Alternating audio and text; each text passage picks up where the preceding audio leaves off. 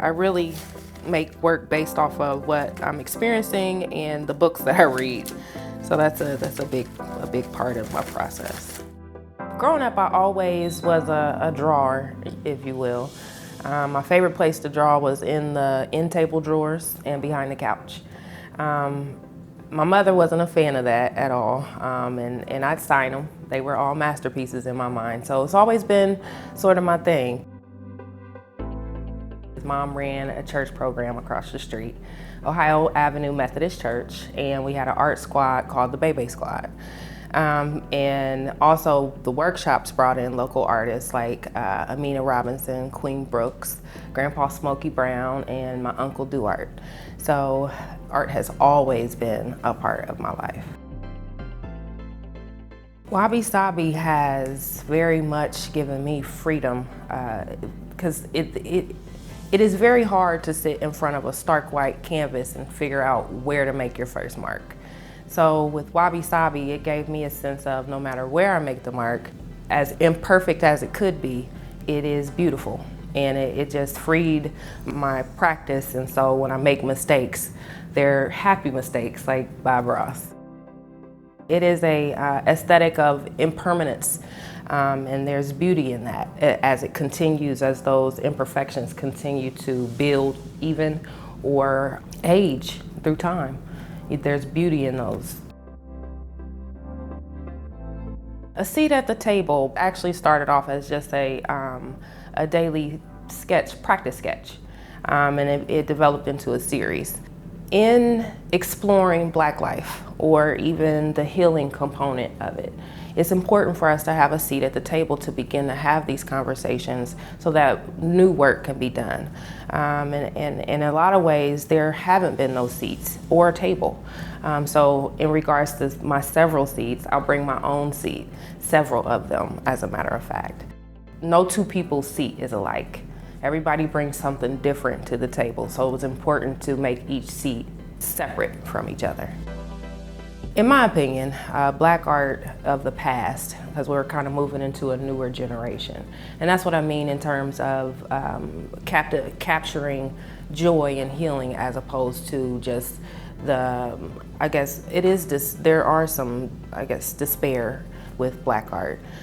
Specifically regarding slavery and the Great Migration and discrimination, and all those things are still very much important, but I do believe those stories have been told, and those aren't necessarily the stories that I can tell. I would like to highlight the things that are more prevalent today for Black people, which, again, are similar, but most importantly, the healing process, like where we have come from to where we are now, because there is greater work to do.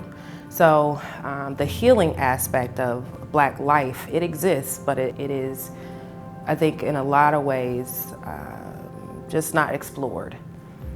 There is a component of Black resilience, I think, that needs to be captured in a different way. Bricolage is a French word that means basically using things that are at hand. This is a taquito box. My process doing that, I believe that I am exploring Black resilience in a way that we've always had to make use of what we have, use what you got, and that is very much a big component of Black life. Mostly in general, the tie that binds is the brown paper bags. So a lot of times I'll start with just opening up the brown paper bag, and I tend to consider what was in the bag. Or because brown paper is very much recycled, I tend to think about the process of that recycle. Who had the bag before me, what was in the bag, and so that's a big part of, I think, what shows up on the brown bag. It gives me different aspects to kind of be creative with in regards to the imperfections of the bag. So it brings a little bit more character, I think, to the piece. From the beginning, I just think of a story that I'm trying to tell. The project that I'm working on now is, her name is Mother Drum. And I'm exploring the James Weldon Johnson God's Trombones. There's 7 sermons that he believes that, Black people have kind of thrived on.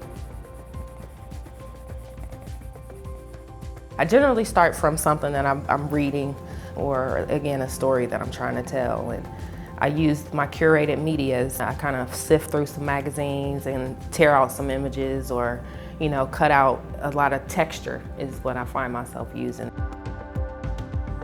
Around the Way USA very much is an exploration of community. So on one side, it's almost a tale of two cities.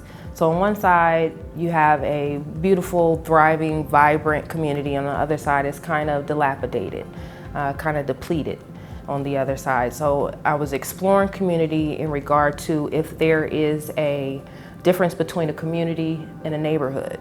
Because in a lot of cases, especially here in Columbus, as neighborhoods are being gentrified, you lose that.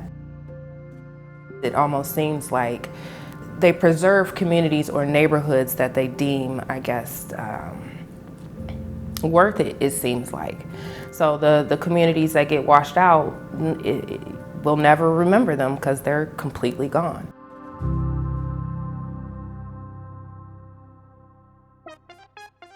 So roller skates are a big part of my process, to be quite honest. When I'm stuck or can't figure out how things that I've made are related, or how to build a work, because I very much, the 3D elements I have to build. I have to actually figure out how to engineer them so they don't fall apart.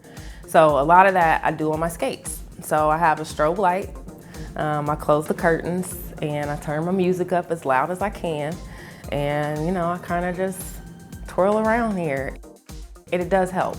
It actually just takes me out of my mind in regards to my creativity for just a moment, long enough to figure out how the pieces fit together.